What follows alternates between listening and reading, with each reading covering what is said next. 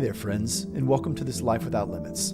I'm your host, Weston McWhorter, and on today's episode, I'm excited to introduce you to a man who has used his own personal transformation journey as a source of inspiration for the growth and development of others, specifically his family, community members, and other stakeholders. Neel Sus is the CEO and CPO, that's Chief People Development Officer, at Susco Solutions in New Orleans, Louisiana. And Susco was founded in the wake of Hurricane Katrina, when Neel discovered he could leverage his passion for software engineering to solve sticky operational challenges faced by some of the biggest industrial enterprises in the Gulf South.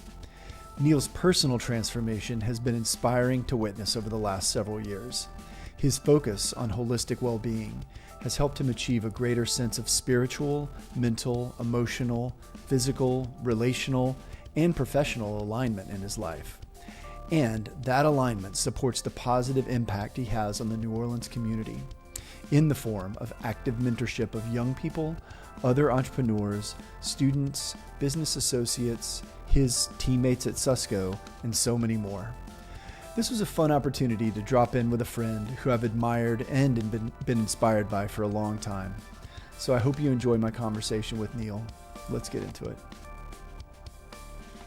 All right, everybody. I just wanted to welcome Neel Sus to this Life Without Limits. It's good to see you, buddy.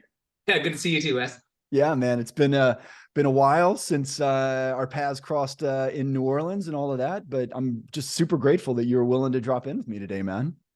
No, I mean, thanks for having me on. This is exciting. Yeah, no doubt. So, Neel, I got to tell you, one of the things that I get just super excited about is witnessing other people's growth and transformation and how the impact it has on, not only their lives individually, but the lives of their families, their businesses, and things like that. And with you in particular, it's been just really thrilling, dude, to kind of like watch from afar everything that's changed for you over the last several years, And so I thought we would just kind of like focus on your journey today, if that feels comfortable to you. Yeah, that'd be great. Sure. Awesome, man. So maybe we could go back to, I moved to New Orleans in 2006. I think, you probably came into my field, not long thereafter, just because we were both kind of kicking around the entrepreneurial world and Idea Village and some of the other entrepreneurial incubators that were, up and just kind of actually getting going in the wake of Katrina at that time. And so maybe you can just talk a little bit about, your journey as, a leader, a business owner, kind of where it all started. And then we'll just kind of pivot, like find that pivot point for you. And then talk about chapter 2 or 3 or whatever of life for you. Yeah, no. Well, yeah. So, I came into Orleans originally in 1995 to go to Tulane. It was pre-med and engineering. I'm a good little India boy, so I tried pre-med, but I hate memorizing, so I dropped it. And then ended up at Avondale Shipyards, and I was actually in project finance there, and that's where I fell in love with software development. Was when you build $1 billion warship, it takes 6,000 or 7,000 work orders. A work order is like, go weld this here, go fit this here, and they're being written by hand. And so there were all these errors all the time. And so my team, instead of doing analysis, was spending all of our time basically doing data cleanup. So I taught myself programming.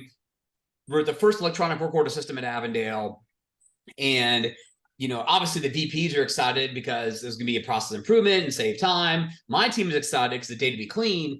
But it was really cool when we rolled out the software, the lead of the department that writes the work orders was super pumped. And he actually teared up. I'm like, why are you tearing up? Gene is actually his name. His name was Gene. He went by Stump. Sorry about that. And so I don't know why I gave him a Stump, but it was. Anyway, he was tearing up, and I say, I'm like, why? And he goes, well, they're going to stop yelling at us for screwing up this process, and it's going to make our lives a lot easier. I'm like, that's cool.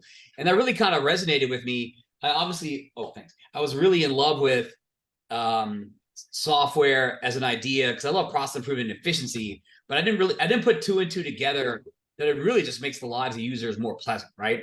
So that's how I fell in love with software. And then, so flash forward from 2001, 2005.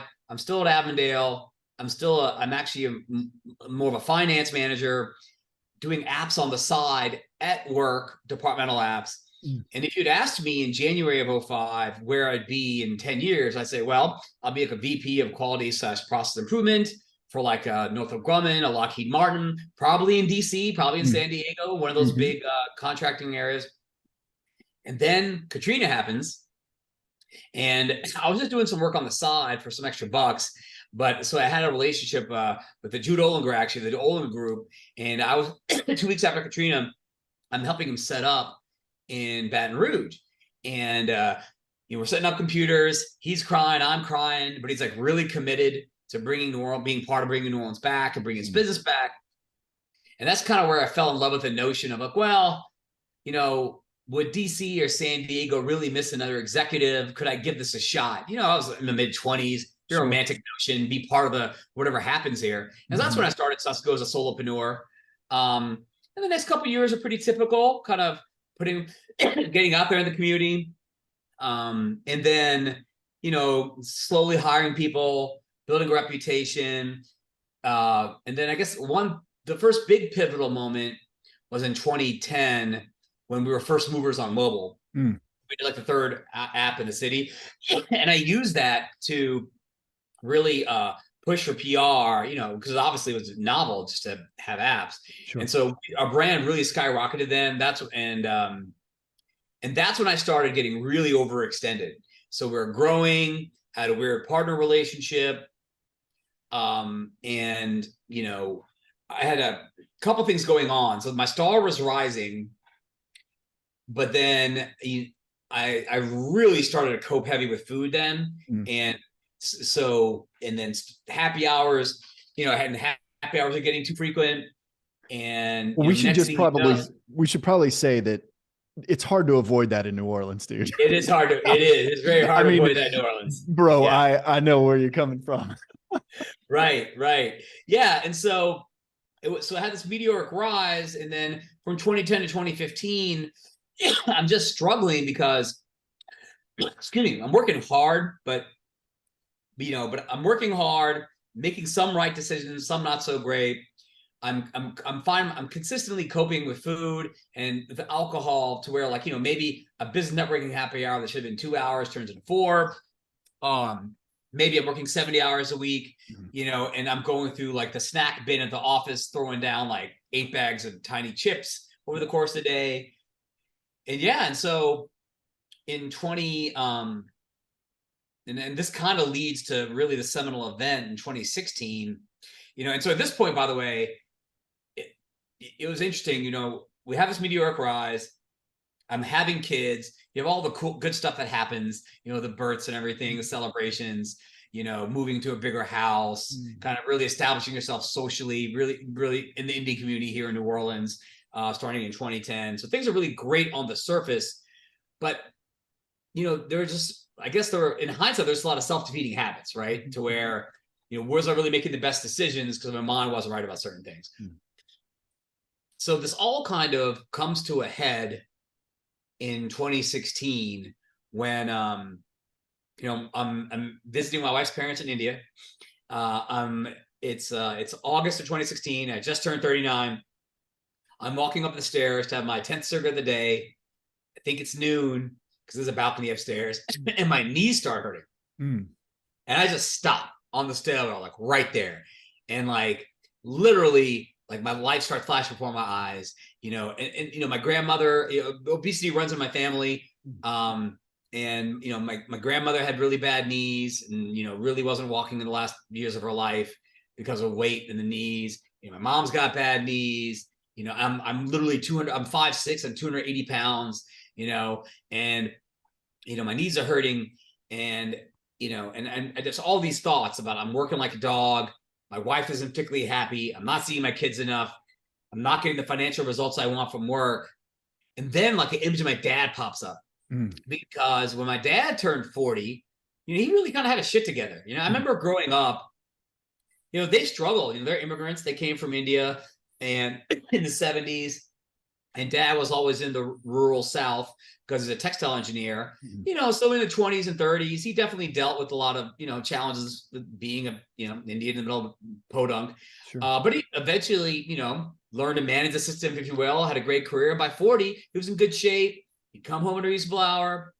My mom and he had a good relationship. He had time for us. And I'm like, I am nowhere near like what a 40-year-old in my mind should be, And so that was really the come to Jesus where I said I really had to start changing stuff, Yeah.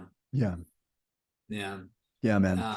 Yeah. It's amazing how like when that, the different ideas about, whether it's a success metric or, achievements that you're, chasing in life, like how that can fall out of balance in very subtle ways, where you feel like you're on track. And then the next thing you know, you're like, whoa, man, like this is an issue I gotta kind of confront. Yeah. Yeah, absolutely, man. So after, like, when you have this moment on the steps, like what, cause I've heard it said this way before that, like, life will hit us with like a feather and then a brick and then a freight train, right? In terms of trying to get our attention for when we need to change. And so what did that feel like for you on the steps that day? I mean, it was definitely freight train. I mean, I was really feeling my mortality, just the knees hurting so bad without exercising to walk upstairs. It was really, that was like the tip. That was, and I think I can't, this is probably the first time I'm saying this publicly. It's like, I wonder, I think that if my wife wasn't so awesome and had the cultural roots she did, she would have probably given up years before. You know what I mean? But I just think, like, because of her mental model, like, well, I'm just gonna stick this out forever. It's gonna suck, I guess. So really, in a lot of ways, the freight train probably had already happened. Right. But I just did. She mitigated it, and so this was really the kind of thing where it's like, oh shit, like I may not even be here in 5 years. Right. It's kind of like the thought of not being able to walk. Yeah. So that was it. Yeah. Yeah. Wow, man. That's powerful. I mean, both like realizing that about your partner, right? Your life partner, which is huge, right? To know that there's some support there that you could maybe leverage to your benefit, right? To turn the ship, so to speak, So what happens when you get back from India? Yeah. So, well, it's interesting. As I mentioned, I don't have a business background. I was actually engineering. And so flashing back to 2006, the first thing I did when I decided to start the business is I got obsessed with learning. So that's one thing my parents gave me, right? Just like real thirst for learning. So in 2006, I read everything about business. I did the EO Accelerator program, so peer learning, and I got mentors, formal and right. And that worked, and that led to a lot of success. Then the dark period. So I took that same 3-pronged approach, but just really focused on personal development. So I started to I started leveraging my peer group more on the business side, on the personal side instead of business. I started getting coaching, and then I read everything.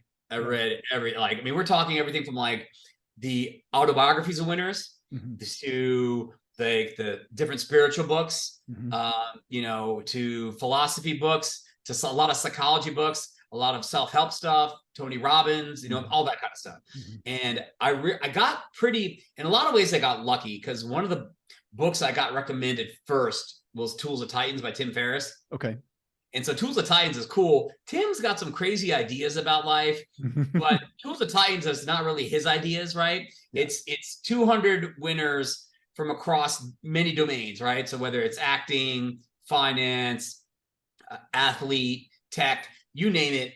And he's asking them all the same questions. And so it's a really long book, but it's 200 individual mini books, really. Right. But the cool thing is the patterns there are just ridiculous. I mean, they're all 80% wake up early, 80% have a gratitude ritual, 80% journal, 80% have aggressive goals, 80% meditate. I mean, the patterns were insane. Yeah. And it was really interesting. Tim even actually has a couple, every 10 chapters, he puts his own 2 cents in.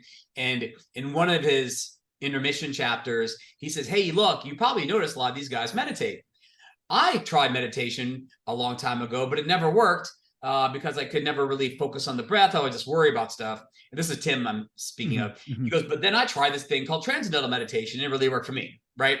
Yeah. Now, to give you some backstory, back in the 2010, I've been always trying to improve different things. And I tried mindfulness meditation, but every time I would focus on the breath, all I would think about is payroll. Like it didn't work. I couldn't focus on the breath. Like it didn't really help.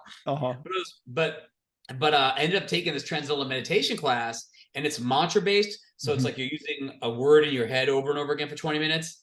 And it's like this white noise effect. For me, it worked way better. And so, within 2 weeks of adopting that practice, I went from needing Ambien every day to like never needing it again. Wow. It changed my personality. Like it just changed my reactiveness. For ages, I've been reading about this concept of like free will is a space you create between stimuli and response. Well, that's really easier said than done, right? For sure. And I felt like, so that was a big missing link for me, was having that help me slow down. I know I'm going kind of out of order, but when I was in this kind of dark period in 2010 to 2015, I was really trying anything to kind of find my equilibrium, right? Like meeting my needs for certainty. So, at one point, it's a cautionary tale. I remember I had a business coach in 2010 and or 2011. And he's like, hey man, maybe you have ADD. I got diagnosed with adult ADD. I started on Adderall or Vyvanse, and it really made my life better, and I'm like, all right. So I got on Vyvanse, and I found that it really helped me focus, right? And I was more focused at work. I was more focused at home. But then, within a month, it started like ramping up anxiety, I think. And then what's really fascinating is I don't think even though you focus, I don't think you necessarily make better decisions. And especially if you're out drinking at happy hour, it makes you drink more because you don't feel it. Right. And so I'm on that. So, and then the next thing 2012, 2013, I'm on Prozac to offset the anxiety, and then Wellbutrin to offset the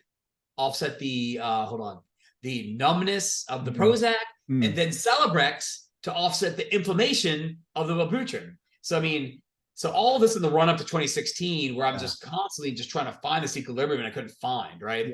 And I think TM definitely kind of filled a need that allowed me to kind of essentially get off all that stuff. That's that is actually a really interesting cautionary tale, because I feel like that is such it's such a traditional Western approach to solving all those symptoms of something that's like deeper inside of you that really only, when you get quiet and when you get like curious and observant about what's happening inside of you, you're able to kind of like meet it in a way that is, the way that I think about it is it's not an externalization of healing, right? Like you're really going in and sorting out like, oh, this is what's coming up for me, like even confronting the feelings or emotions around all that stuff, right? And not just layering on, a pharmaceutical solution that, it sounds to me like it was like, a layer cake of things to just make you feel normal, right? Or quote unquote normal, and So yeah, that's, I think, so I've been a meditator for a while as well, and done, breath stuff, visualization. And I went to a TM orientation there in New Orleans a few years back. And I didn't stay through the whole thing to like, get the training and the mantra and all of that. And I feel like it's something that's still like out in my field, like that I'm curious about it. Because of exactly what you're saying,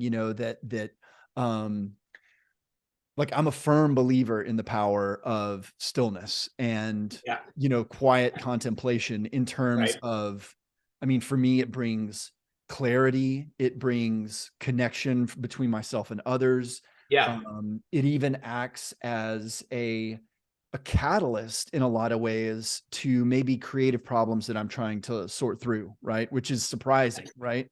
Yeah. So yeah, man. I mean, I'm curious about your experience with TM. Like, it sounds like you started, rather than starting from the outside in, you really kind of began on the inside and let that kind of propagate out. So I'm just curious, like, how how did that contemplation practice start for you, and then what comes from that?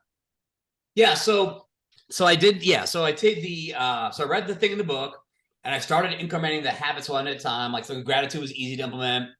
Um, and so I, I read the chapter about TM, and then I remember a couple months had passed, and I was doing other good things, right? So I was getting into a rhythm of I was working out every morning. I was sticking to keto, and things were getting better.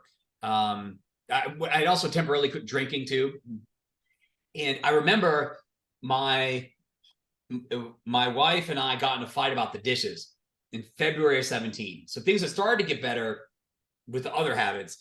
And I remember getting really upset about it. She was really mean about it, the fact I hadn't done the dishes.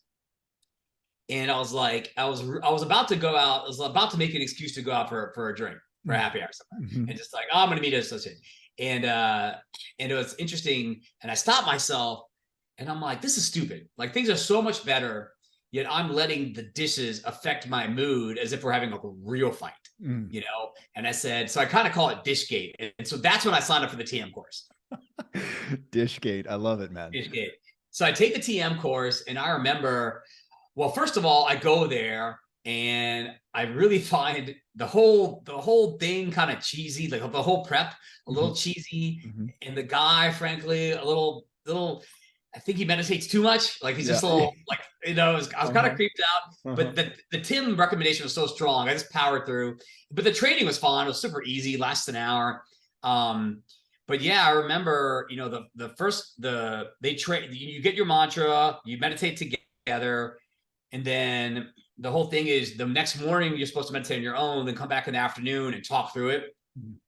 I really did enjoy it the first 3 days, because you do it, it's just such a foreign thing, and all these thoughts are bombarding you, and you think you're doing it wrong. And what they do in the coaching is they really kind of explain, hey, no, look, like, that's the goal of the goal of the TM is to feel good after, not during. Right. But actually, I think the way they say it is, the goal of TM is not become good at TM, is to get good at living. And it's really fascinating. They basically explain, the more violent your TM session, the more good it's doing. Because the whole idea, it's like, oh, you remember Rocky 3? Yeah. Do you remember how, like, he loses to Clubber Lang in the beginning, and in the second fight, he lets Clubber Lang beat the shit out of him, and then Clubber Lang is just eventually out of gas, right? And then he crushes him. Yeah. Well, that's kind of the metaphor I make. It's like, you're just letting the thoughts, just like whatever stress needs to get out of you, like, you're creating a space for it to get out of you. And I remember for the first 3 months, I twitched fairly violently during. And it was explained to me that I was just letting go of stress that I had to let go of forever. I don't know what that means, but it's for real, Yeah. And but yeah, and I just noticed I just started reacting much slower at work. Things just bothered me less. And I will say this though, it's, even though the seminal moment happened in 2016, I'd been trying to do different things before. Seminal moment happens. I find TM, for example, and I really think, but the fact I had TM, but I was also reading these books. I was learning about needs, like how I was meeting my needs. It's weird. It's almost like I had a lot of the academic knowledge I needed to implement self-improvement, but it's almost like I needed it's almost, I don't know. It's like I needed the TM gave me almost the foundation to actually use that knowledge. If that makes sense. Yeah, of course. Because I have noticed some people, for example, who've tried TM or whatever, or any form of meditation, they're like, oh, I tried, it didn't work. Life's not getting better. I'm like, well, I mean, it was for me. I've discovered in hindsight, it was actually the missing piece of the puzzle, not the only thing. You know what I mean? Sure. Yeah. So yeah, I can't underscore that enough. It was the fact that I was working on because again, going back to the books, I learned this concept of Tony Robbins of like understanding your needs. You have a need for certainty, need for variety, need for connection, need for significance. You're going to find ways to meet these needs. They're either going to be destructive or constructive, but you're going to find ways. Yeah. For me, for example, for certainty was the overeating. Yeah. For the variety was the going out drinking. Yeah. For the significance was kind of being authoritarian at work. Mm-hmm. For connection was gossiping. Mm-hmm. And so knowing those are the ways I was meeting my needs in bad ways, figuring out good ways, and having TM to give me the discipline to actually use the good way kind of worked really hand in hand. Yeah. If that makes sense. Yeah. 100%, man. 100%. And I think what I'm hearing you say without actually explicitly saying it is that, I'm a firm believer in the fact that like transformation in some ways is easy, but like the integration and the embodiment of these transformations is where the real work is, right? Yeah. And that's where I found, I mean, even in my own life, feeling like, I'm going to the gym. I want to look better, or I've stopped drinking. I want to, I just want to feel better, or I'm meditating. Like, why am I not, peaceful and have equanimity, and it's like, it's like the missing piece is like the not actually being that thing that you're whatever it is that you're working on, and I think that especially when you kind of like externalize these paths of development, right? Like a lot of people want to start in the gym, right? Or a lot of people want to start with, going on a diet, right? And a lot of those things are so difficult to grasp onto in a way that's durable if you don't have this pivotal change inside to kind of like anchor all that stuff into, and start to build kind of a new house inside of yourself, So that's really cool and interesting, man. And I guess I'm curious, like how, what changes did you see? I mean, you mentioned that, the authoritarianism at work or the gossiping or things like that. Like what started to change for you in terms of like, how TM began to, support those or to move you to a place where you were getting those needs met in a more positive way? Right. Yeah. So it was like once I actually wrote down the need list, right? And I followed this, like here are the needs, like the categories, here's the bad ways I'm feeling them, here's alternatives I want to turn to. Once I just saw it in front of me, right? Yeah, that's step one or piece one. And then piece two was I found that when I was about post TM, whenever I was about to meet a need in a bad way, I automatically paused. And more often than not, I didn't meet at least I didn't choose to meet it in that bad way on autopilot. You know what I mean? So it was like, okay, well, I'm really stressed. I'm gonna put something in my mouth. Do I really? Okay, hold on. Is there an alt, am I really hungry? Or am I just trying to meet my need for certainty? Maybe I could just like, I don't know, maybe I could just talk to a friend or actually maybe I could just really dig deep and think, what am I feeling uncertain about and actually resolve that issue? Right. Or if, so that's, or if, if you had, I'm trying to think, or, or if I'm going to fight with my wife, okay, well, maybe the right move is to actually go home and resolve the issue and not avoid the issue, it just created a space to make better decisions. Yeah. Where it's like, once I had mapped out what I was doing wrong, and I knew it consciously, and I had the tool to slow me down, those two coming together kind of just did it, Yeah. Yeah. It's beautiful. And that goes right back to what you were saying about free will being that space between stimulus and response, Right. Yeah. Right. I mean, I feel like, many of us are just kind of careening around, day to day, like feeling like we're at the whim of the world in a lot of ways, especially in our society and culture that we live in today, and to be able to understand that, like, I mean, not only, yes, do you have choices, like you actually really do have a choice that you can make in this situation that feels like I've always chosen this path. But I can choose differently, and there are better outcomes that if I just sort of consider an alternate path, Yeah. Yeah. And you're absolutely right. So the meditation, the needs work, and then the limiting beliefs work. That helped a lot too, because I think that's almost even under the needs, right? It's almost because I feel like some of the things I thought I needed, the reason I had that need was I'll give you a real life example. So like if, so I definitely, when I was a kid, I think I was 9 years old. I was in North Carolina.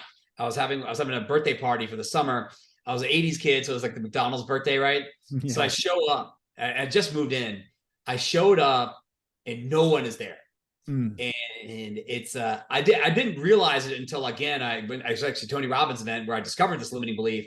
It was that moment where I installed this limiting belief that I'm not very likable when I was 8, right? And so no one was there. And so it's really fascinating now that I've dealt with this limiting belief, because like, let's say if you'd asked 20-year-old Neel what was South Carolina like when he was 10, what were the I would say, well, in a class full of 30 students, maybe 15 were racists and 5 were nice or whatever, But if you ask me now that I've dealt with this limiting belief, I remember there's only one dick in the whole class. Like, right. People were either ambivalent, I was either friendly, I didn't talk to them, and there was one jerk.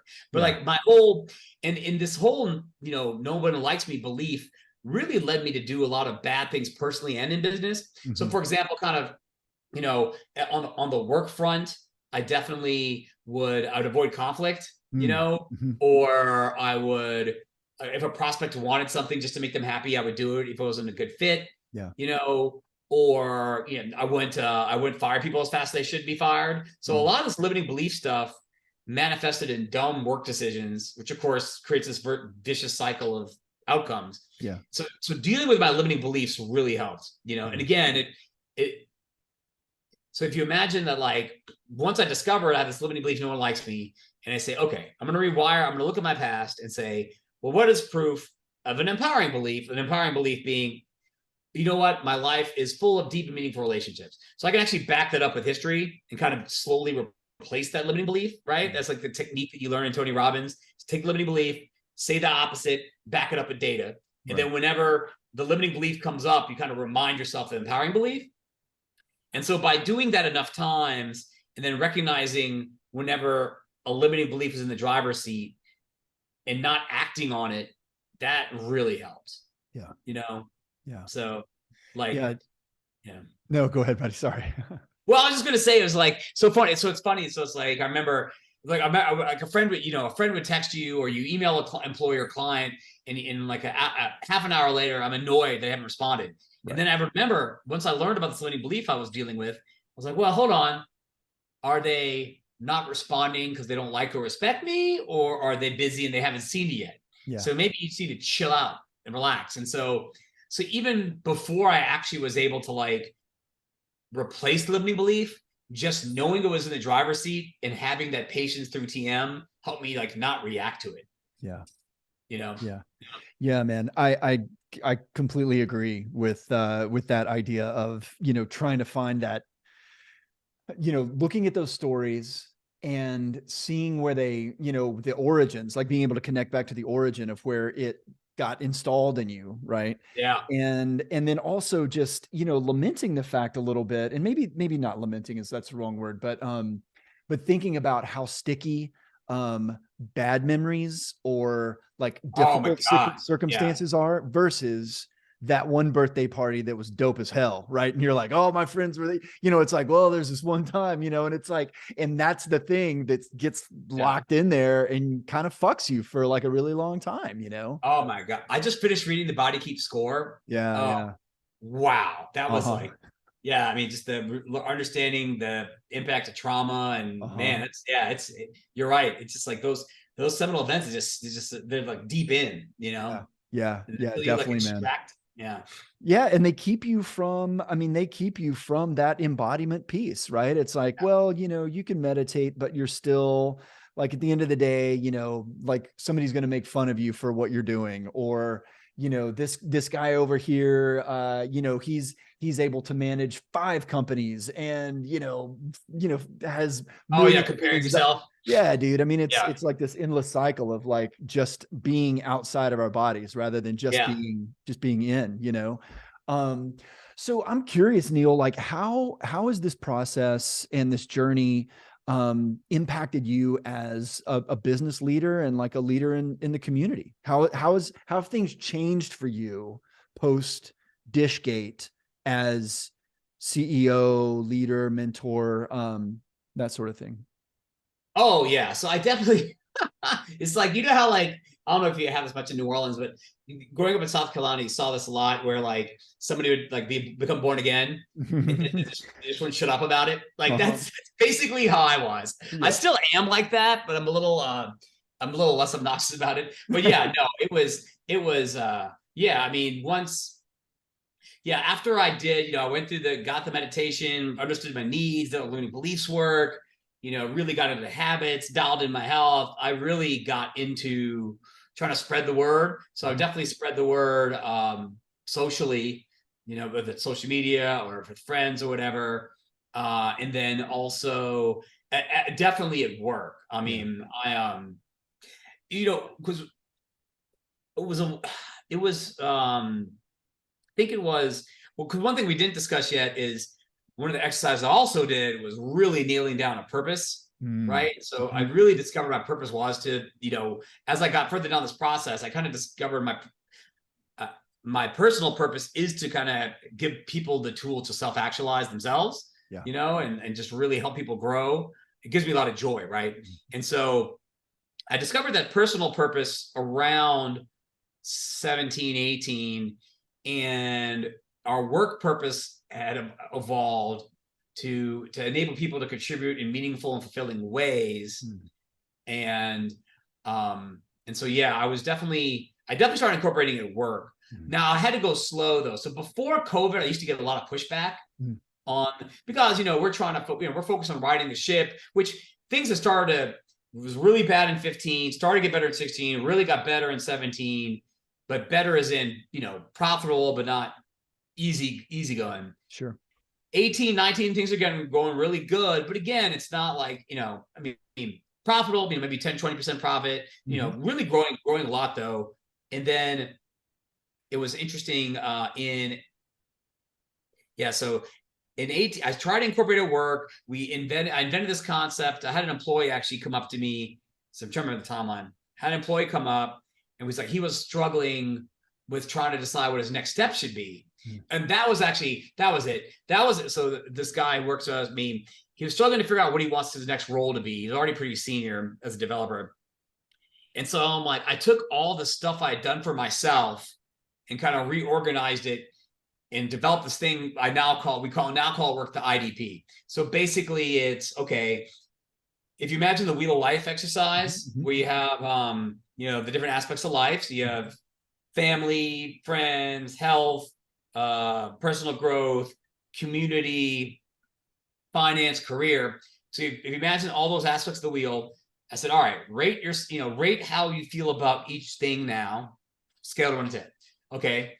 If you're the worst version of yourself in 10 years, what do you look like?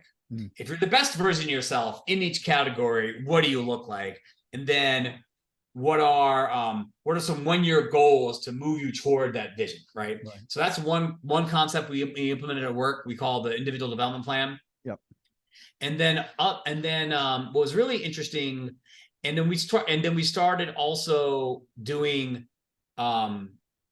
I insisted that everybody do soft skills training. So there's this company called WildSpark that has this web-based tool where you do an offline lesson once a month, and then you all come together and talk about it. Mm. So we did that together. So I think, I don't know if many tech leaders back then were pushing soft skills as aggressively as I was, like around Sure. communication Mhm. and things like that. That was different. But then it was really fast. But I was still getting a fair bit of pushback from my leadership team on a lot of stuff. And then COVID happens, and all of a sudden, with a massive growth spurt, by the grace of God, we went remote. and all our clients grew because we do a lot of work, in B2B, but a lot in insurance, right? And we started growing like gangbusters. We were at like 12 people when COVID started. Within a year, we're at 18. Now we're at 30. Wow. But it was really funny. After COVID started, we went remote. All of a sudden, we just started. We had 3 employees leave after a big growth spurt. We had 3 employees leave within 3 months, all because of like stuff we didn't know about. Oh, I'm not happy with remote work. Oh, I love Susco, but I don't like talking to clients, whatever. And it was like, man, we got to figure out a way to get stickier, Yeah. and I'm, Yeah. and so we really try to say, well, how can we differentiate ourselves? So we also invented this employee check-in thing. So every month, every one of their people leader goes through a survey, but it's not a performance review. That's a separate process. It's like, how are you doing? So Right. everyone has to go to the direct report. Do you get the support you need? Are you being fulfilled by your work? What are you most proud of? Where do you need help? And really like a really aggressive employee engagement. So Yeah. we started doing that every month. And nowadays we've evolved it even more to all our leaders are getting really robust, like growth plans. Yeah. I mean, because basically it's taken me a while everyone's on board now. But I mean, it took a while to convince technologists on the leadership level, but everyone's there now that look, personal development is professional development. Like we're not going to maximize Yeah. what we can do. Because if you think about it, you write code. Yes, that's the majority of the time, but you still have to ultimately talk to people. Sure. Right. And so it's not like it'd be one thing if we were like a product shop and we had, just customers and you could have, 10 extroverted SDRs and have a bunch of, people in the corner programming. But we're a services shop. We do complicated enterprise software. Everyone's talking to everyone all the time, Yeah. And so I think everyone kind of gets the value of developing the whole employee, Yeah. both for the short-term sake of the company, and secondly for retention, and thirdly because like it just makes me happy. It's just Yeah, dude. I mean, I think that in terms of like, if you think of yourself as like a shepherd, kind of like shepherding a flock of individuals around, I mean, that point that you make about, personal development and professional development being inseparable, right? Like right. if, what's also coming up for me is, creating, like acknowledging that you're creating this environment that feels, it feels safe. It feels like, those Yes. individuals, and I've never worked for you, we've just been friends for forever. And it's like, I don't know that I've maybe ever had a situation where I felt like as an employee, quote unquote employee of a company, that I was cared about, Yeah. or cared for in a way that made me feel like, oh shit, like I don't need to be, afraid of like talking to my supervisor or whatever about what's coming Yeah. up in for me, um, and yeah, I mean, I think it just makes such a huge difference in, not only the engagement of the team, but also that, the ability for people to connect to your purpose and connect to your Yeah. vision for what an organization can really look like and function like, is in a way that feels really healthy, Yeah. Yeah. And that's another thing too, but we've integrated one thing this personal development journey really helped me do is I want to say 20, I really got into this in 2021 maybe, is the concept of conscious capitalism, which Mm. I was already doing, but now I know the words for it because, the whole idea is like this whole stakeholder, Yeah. what is it, stakeholder management. Yep. And, it's like, oh, I get that. Yeah. It's like, okay, making win for all, right? Win for Uh-huh. your clients, win for your employees, win for your vendors. And so we've really tried to implement that, where it makes sense, and that's helped a lot, so we're very clear our purpose that it's, you've got we want to be $100 million company. We're helping hundreds of thousands end users through our tech. However, we also want to foster the holistic development of our coworkers, so they have lived their full potential. And then our charitable giving is all oriented towards organizations that are building people up, like Son of a Saint or Yeah. Junior Yeah. Achievement and stuff like that. Yep. And yeah, I think as far as you made a comment about rallying people around your mission, I definitely enjoy that aspect. I think yes, different aspects of it. Some people really get excited about scaling the software. Mm-hmm. Some people really get excited about the charitable side, and others really enjoy the personal development. Yeah. But for me, also, it's like, and this may sound, I don't know, whatever. I don't care how it sounds. Like, there's so much cynicism and shit and divisiveness out there. I almost feel like there's a duty for the 21st century employer to be a safe haven. Yeah. Like, I think, you know what I mean? Yeah. Like, I mean, there's no trust in any institution. I mean, frankly, there are a lot of, I could be wrong. It feels like there are more shitty parents than there used to be. Like, and, and kids who are coming out, like, who weren't really encouraged. Mm-hmm. Dad wasn't there. Either dad was a dick or dad wasn't there, Mm-hmm. and there are people who I think there are more and more people dealing with trauma than there were before. Sure. And I feel like, okay, well, if they're going to spend 40 hours a week from the age of 21 forward, with you, me, whoever, Yeah. is that not an opportunity to be a force for good in their lives? Right. Right. Yeah. I don't Yeah, know. dude, And also, that's potent. huh? Yeah, I was just saying that's potent. Yeah, I like that. Yeah. And it just feels I don't know. It just feels, how to say, it just feels selfish to not share it. It's just like, Of again, course. it goes back to the born again. It's the born again thing. It's like, Yeah. it's like, it's like, Yeah. I kind of get it now. I remember being annoyed when they come by the door. It's like, oh yeah, we're Christian too, bang. But it's Yeah. like, I get the mental model. It's like, well, you're into something, it's like, it can avoid eternal damnation. I want to spread the word, Yeah. it's just like, I gotta tell you, man, it's sad, and I see this so much. Even myself, like there was there was a time, like yesterday, my daughter was being really difficult, and I could have been not petty, and I was petty, and I lost like 2 hours. I made up for it, so Yeah.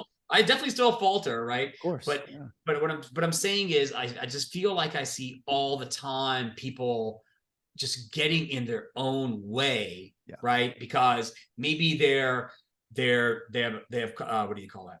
They're not taking coaching well because they have because they have trauma around authority, or they're not listening to others because maybe when they were a kid they could never talk and their siblings are talking too much, or whatever it is. And you just see all these behaviors where it's like, where you can tell it's like, man, the person's like being their own worst enemy, right? Yeah. And when you also see, and it just makes me, and I'm also partially empathizing with myself here. When you see somebody struggling and then you see them using the same bad habits you used to cope, it's like, it's like, there's a better way. It's so, yeah. So it's almost like I feel like a duty. I don't know. I just feel like someone's got to do it, and I think it's got. I really think what better entity to do it than the place you spend half your waking life at. Absolutely, dude. I mean, so you bring up conscious capitalism, and I just finished John Mackey's book a couple of weeks ago. Nice. Yeah. And the interesting thing, Neel, is that I think I got that book from Robbie Vitrano back in probably like right after Mackey published it, because I mean, it's been sitting on my bookshelf for a long time. And I finally picked it up, and what kept occurring to me, I mean, first of all, I love that holistic view of all the stakeholders, right? And a corporate responsibility to the team and investors and suppliers and the community, all of that I deeply resonate with, and what kept coming up for me was like, man, like this is something to evangelize, like that, like to your point of like being born again. It's like, yeah, like we are in, especially those of us that are, quote unquote, doing the work, right. And trying to, become a more self-actualized version of ourselves, right. Moving closer to that higher vision of who we can be. That it seems like there is a duty, right? There is an obligation to try and improve the lives of as many people as we possibly can, whether that's those folks that live in the same house as us, or are in the same apartment building, or the community, or the city, or what have you, and So yeah, man, I mean, I resonate with that deeply. And also, just want to acknowledge the fact that, just because we're out here trying to, actually pay attention to that free will piece, that gap in between stimulus and response, like we're still gonna, fuck up often, Oh yeah. Oh yeah. and it's like allowing, giving ourselves grace, right? And some Right. like forgiveness around that. Because I mean, I used to beat myself up all the time about, how I would treat my kids or a friend or something like that, and now the gap between, maybe where I mess up a little bit, and the time that I acknowledge it and ask for forgiveness or Yeah. apologize or what have you is, I mean, it's almost non-existent, right? It's like, fucked up. I'm sorry. Like, that's not how I feel. That's not, just being able to make amends in a more expedited fashion, I Yeah. guess, Yeah. Yeah, and it's you have a really interesting point. I've been wanting to blog about this. I'm a very slow writer though. Mm-hmm. It's funny. It's like as you get more evolved and you get rid of blind spots and you kind of discover more of your authentic self, you do grow blind spots, right? So a very simple example would be, as I got deeper and deeper into TM, one thing that happens is that your amygdala shrinks. Mm-hmm. So my stress response is much more muted Mm. than it was before, which is great in general, right? Right. Unless I'm high on caffeine or something, because obviously that stimulates it. But in general, low stress response, right? But what's fascinating is a side effect I've noticed is like I can't I I don't necessarily notice when other people are stressed out. Right. So all of a sudden, this thing that's great for me is actually something that's created not a weakness, but just a blind spot. Yeah. Or another thing, for example, I remember, you know, there's a time. One cool, really interesting about TM is that in year one, it really crushed my neuroticism, right, anxiety, and Mm-hmm. then but what kind of sucked is I kind of felt even my highs were lower, Mm-hmm. right, Mm-hmm. and then in year two, it was interesting. I kind of got my highs back and my lows stayed the same. But what was interesting was I was actually too flat. Let me explain. So, like, I would tolerate too much BS Mm-hmm. and not respond, Mm-hmm. right? And let stuff go. And what I realized, and again, I created a new blind spot where I was actually just like creating resentment, but I couldn't even feel it until Right. later. Right. So it's like, going from it was so basically it's like you imagine I'm overreactive way back in the past, go underreactive, and then have to correct back again to say, okay, well, hold on. I can choose to be ultra cool about this, but maybe it's okay to actually be clear about a negative emotional response because I need to deal with this issue now. Yeah. And I guess what I'm getting at, it's really fascinating that this growth process, it's not like a linear thing where you're just going to keep getting better at every individual thing. It's Yeah. like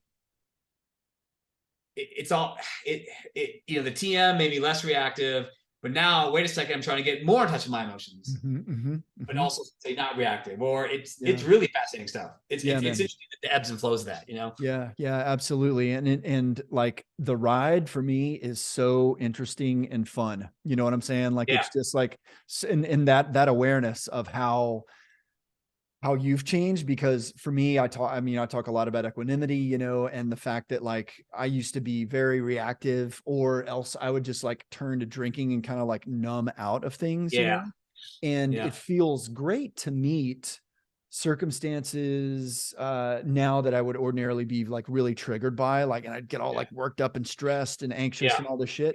And now it like I appreciate that feeling of levelness, yeah, and yet still being like, oh, I'm feeling deeply sad, or I'm feeling afraid right now, or I'm feeling a lot of joy, but yet it's not as I mean, manic is the only word that I can come up with, but I sure, think that's appropriate, for yeah. that situation. So, well, dude, so I know we got to kind of start landing the plane here pretty soon, but I'm curious, like, what are you most proud of right now in your life? Jeez, Mm-hmm. most proud of. Oh man, I don't know, man. I'm proud of a lot.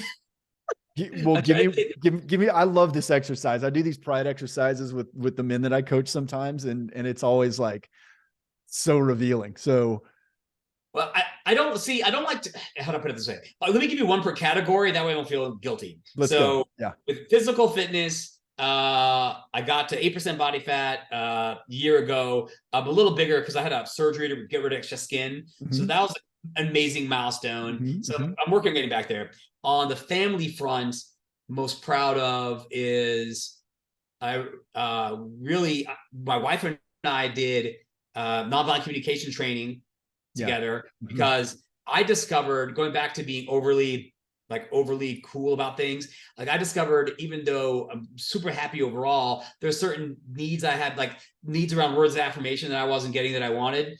And so we wanted to both level up that. So that's good. And then on the family front, we use that NVC training to actually really deal with general success with my daughter. So my daughter is awesome. She will never be taken advantage of by anybody in her life as an adult, and I'm grateful. I just have to survive it. And so, so on the family front, like the communication modeling that we're using, my wife and I are using, and we're using the kids, is huge. My son, this is awesome. So he had gained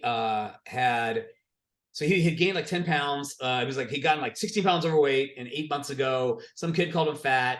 And he started asking me for advice on how to lose weight. Mm-hmm. And I'm like, oh, do keto, work out, lift. And he keeps asking me, and I'm telling him stuff. And then he's like, can I eat this? And I'm like, you know what, Ron? How about you use the same coach I used, because I got from like obese to healthy on my own with all the mental work I did. And then from healthy to super lean with a coach who's an awesome on diet and exercise. Yeah. So he got with this coach. And it's so cool because this coach and him worked, took the pressure off of me. So my intention was just on supporting him, and the coach could be brutal with him and not give him psychological trauma. Sure. And so he's super happy, and he's lean, and he's weightlifting now. On the work front, so personal. On the work front, on the community front, it's the fact that I'm really proud of all the donations I'm doing to Son of a Saint, Junior Achievement, Geno Inc., and what's another one? But the other charities that are building people up. Mm-hmm. And I don't want to talk about it too much, but I'm hoping to actually add some value to the programming Son of a Saint does, which of course helps these fatherless youth that I'm really pumped about. Yeah. And then on the work front, man, we hit 30 people. We're now at a point where people are able to sell without me. We have people managing, layers of leadership. And so I'm slowly getting to the strategy level. Yeah. And also I feel like everyone's really bought into the culture. And just really, and it just doesn't, it feels like, I feel like the culture, I just hear all these stories about core values, about growth and all this stuff that other people are saying. And it's like, the machine is working, and it's not about Neel, which is good because that's how you scale. Mm-hmm. So that's a lot to be proud of, man. I'm proud of you for all that stuff too, dude. I appreciate that. Yeah, man. It's so good. It's so good. Well, listen, brother, I just want to say that I really appreciate this conversation. It's like, again, watching your transformation over the last several years has just been really, really inspiring. Thanks, man. I wanted to have you on so that you can share that story with people that are watching and listening. And, I'm going to link up in the show notes, all the things that, ways people can get in touch with you. And, I look forward to, when I get back down to New Orleans some point, man, having some dinner and catching up for real. Please do, man. Absolutely. Yeah. And it's easy to find me, like the only Neel Sus on the planet with 2 E's. So you'll find all my social links. It's pretty easy, but I'll send you some info. Yeah. Beautiful, brother. Thanks, Wes. Really appreciate it, man. Talk to you soon, my man. Take care. Bye. Yep. That's it for this episode of This Life Without Limits. I hope you enjoyed this conversation and will join me again for future episodes. If you want to stay updated on new releases, hit the subscribe button below, and don't forget to check out the show notes for additional details and links.